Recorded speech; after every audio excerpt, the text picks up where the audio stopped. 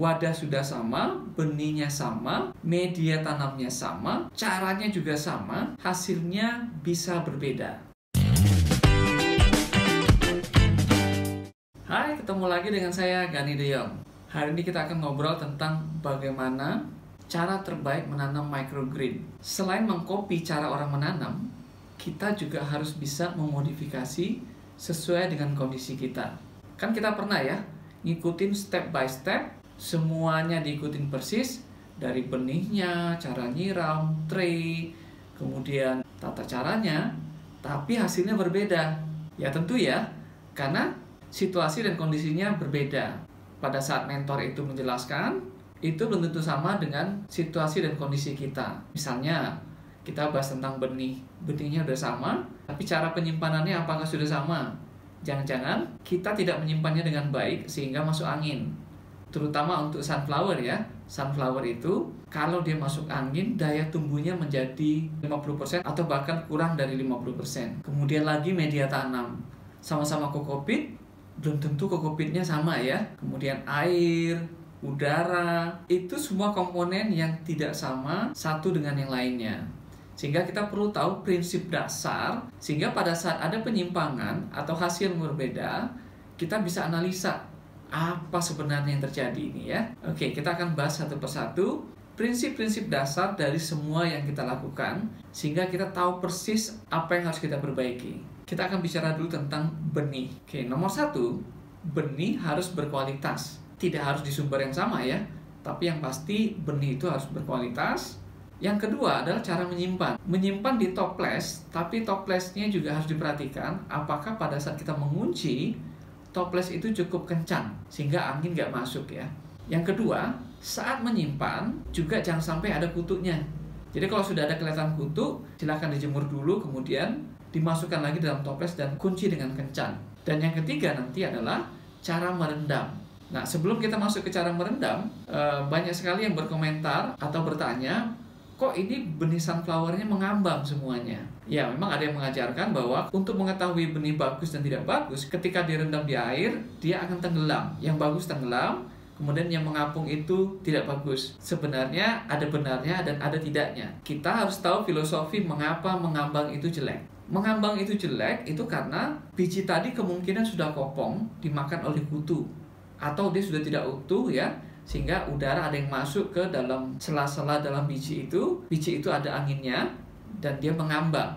Nah, kalau sudah mengambang, hampir dipastikan biji-biji itu sudah tidak bagus lagi, karena udah rusak ya. Jadi mengambangnya karena rusak, ada udara di dalam biji itu.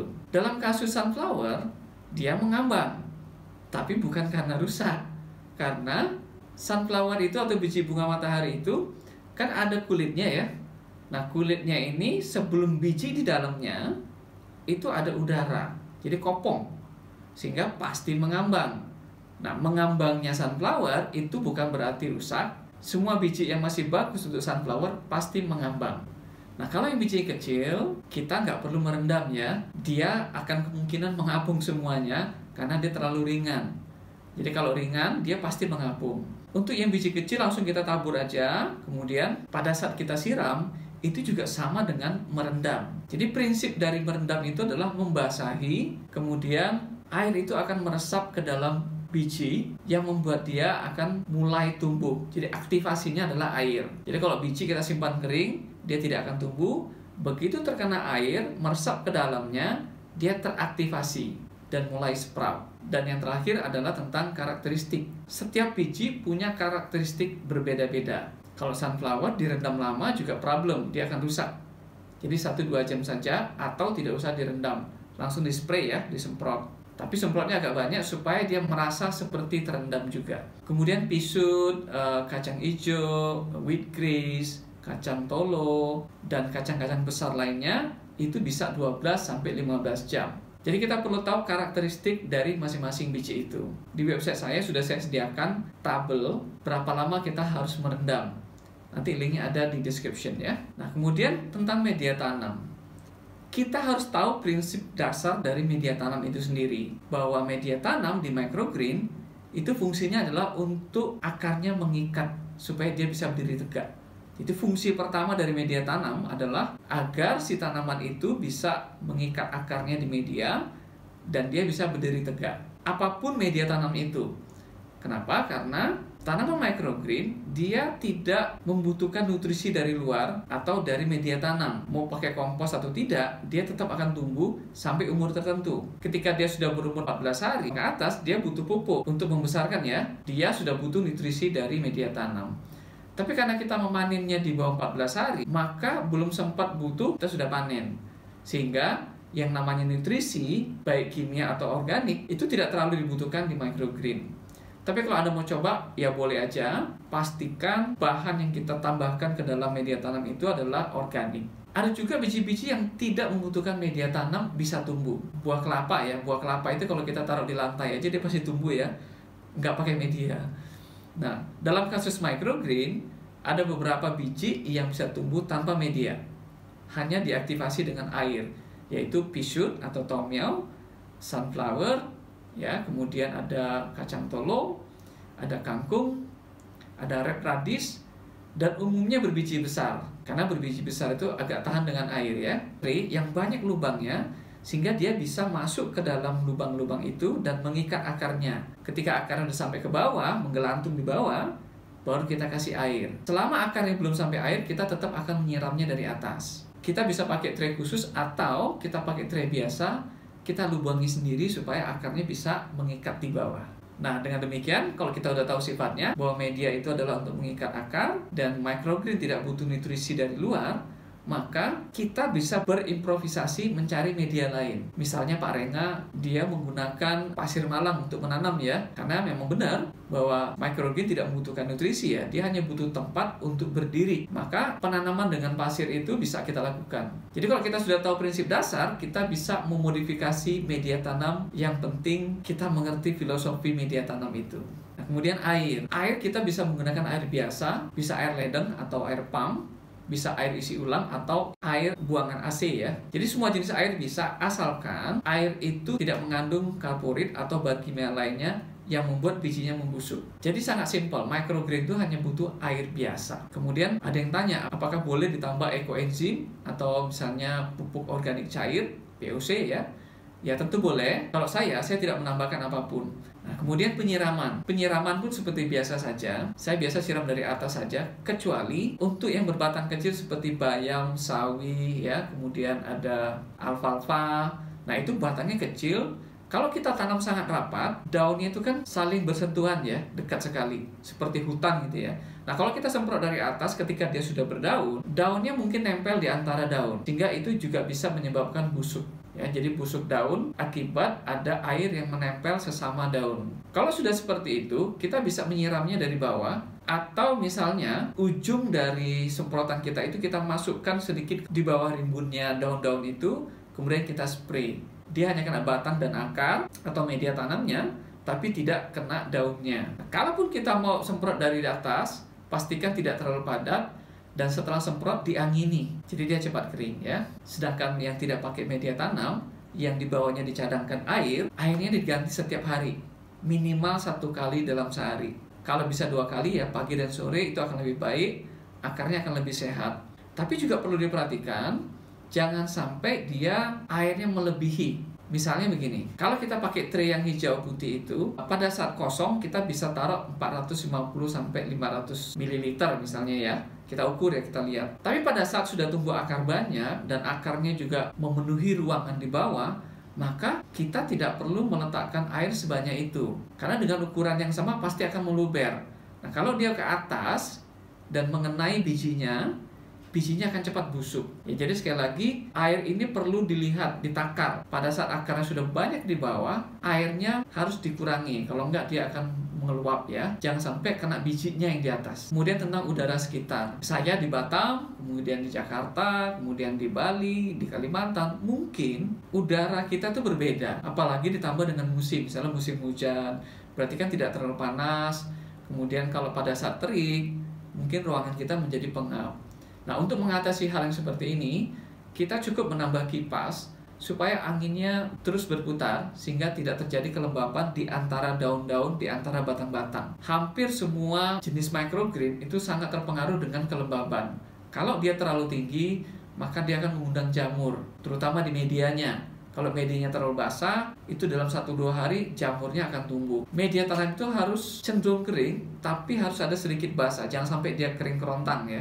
Kalau kering, ya nanti tanamannya mati semua. Nah, kemudian blackout. Mengapa harus di blackout? Di setiap biji itu ada namanya hormon auksin. Nah, hormon auksin ini, dia akan bekerja dalam kondisi tidak ada cahaya. Karena cahaya menghambat hormon auksin. Sehingga kalau tanpa cahaya, maka biji itu akan lebih cepat sprout. Pertanyaannya, apakah bisa sprout jika tidak di ruang gelap?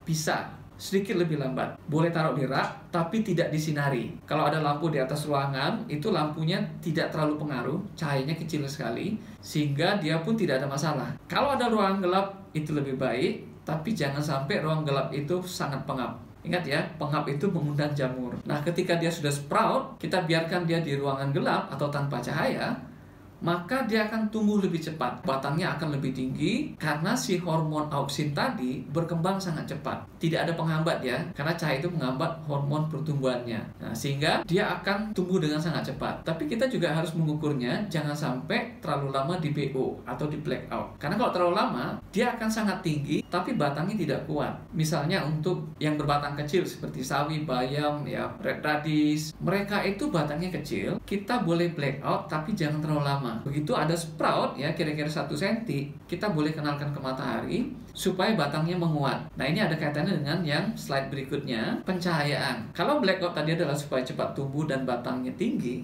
cahaya ini adalah menghambat tumbuh kembangnya batang, tapi menguatkan batang, sehingga kita butuh menguatkan batang untuk yang microgreen berbatang kecil, supaya pada saat umur 6 hari, 7 hari dia masih bisa berdiri tegak karena batangnya sudah kuat. Sinar lampu atau sinar matahari itu juga berpengaruh pada tumbuh kembangnya daun. Semakin kita banyak sinar, dia daunnya akan lebih banyak dan lebih hijau. Jadi fungsi sinar itu adalah menghijaukan daun, kemudian menguatkan batang, juga mengembangkan daun. Jadi Anda bisa mendesain microgreen Anda mau seperti apa. Misalnya daunnya mau dibanyakin, maka kita butuh sinar yang banyak. Kemudian misalnya untuk pisut.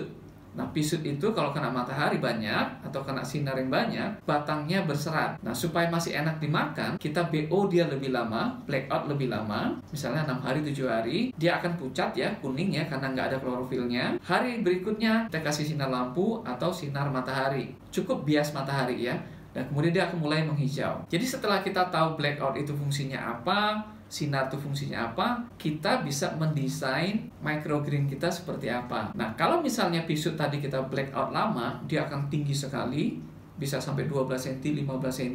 Kemudian kita kasih sinar 2 hari belakangan, maka karena sedikit sinar, daunnya itu nggak banyak. Tapi ya nggak apa-apa, yang suka batangnya lembut, kita boleh melakukan itu. Dan sebenarnya kan pisut itu kita makan batangnya. Microgreen kacang, kita juga mainly makan batangnya. Ya ada sedikit daun, tapi dia baru mekar. Jadi daunnya itu bisa dibuang, bisa dimasak, juga nggak ada masalah. Tapi umumnya adalah kita makan batang. Ada satu hal yang belum saya pastikan, tapi kelihatannya ini benar, bahwa pisut itu kalau kita mau daunnya besar, daunnya banyak, jangan menggunakan sinar matahari. Jadi gunakan lampu, misalnya blackout cukup 4 hari, kemudian 5 harinya itu menggunakan lampu. Karena intensitas lampu ini kan tidak sekuat matahari. Jadi dia tetap bisa hijau, tapi batangnya tidak terlalu berserat. Jadi ini adalah solusi bagus untuk teman-teman yang mau makan pisut dengan daun yang banyak. Ya ini belum pasti, masih saya uji coba, tapi kelihatannya seperti itu. Jadi mungkin Anda bisa coba di rumah ya. Jadi bagaimana cara terbaik menanam microgreen? Kita harus tahu prinsip dasarnya dari setiap langkah itu, dan kita bisa memodifikasi sesuai dengan kondisi yang kita punya. Dan untuk itu, kita perlu coba dan coba lagi. Rata-rata orang mencoba 3-4 kali per jenis benih microgreen untuk dia bisa menjadi ahli. Makanya pada saat awal-awal mencoba, pakai benih yang sedikit dulu ya. Misalnya pisut itu kalau kita tanamkan 110 gram sampai 120 gram dalam satu tray hijau ya. Nah, kita bisa gunakan misalnya cukup 40 gram. Begitu sukses, oke, saya menjadikan dia 80 gram. Kemudian baru 120 gram. Sehingga kalau gagal, sedikit yang gagal. Try and error di microgreen itu enak ya. Siklusnya pendek. Dalam 8 hari kita sudah tahu ya, kita bisa tanam ulang. Dan karena kita hanya menggunakan sedikit benih, dan itu tidak terlalu mahal. Jadi jangan bosan mencoba, pastikan minimal 3-4 kali per jenis. Anda akan menjadi ahli, Anda bisa memenuhi nutrisi keluarga dari dalam rumah. Salam sehat dari saya, terima kasih, sampai jumpa.